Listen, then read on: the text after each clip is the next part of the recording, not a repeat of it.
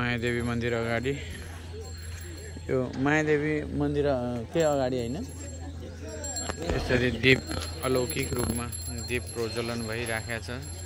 सधैँ नै यसरी नै यो नियमित रूपमा कहिलेबाट बलेको छ जो आजसम्म यसको गरिएको छैन। सधैँ यसरी नै यसको दीप प्रज्वलन भइरहन्छ अग्निकुण्डबाट। अनि यसरी घुम्न आउने क्रममा रहेका सम्पूर्ण भिजिटरहरू यसरी घुमिरहेका छन्।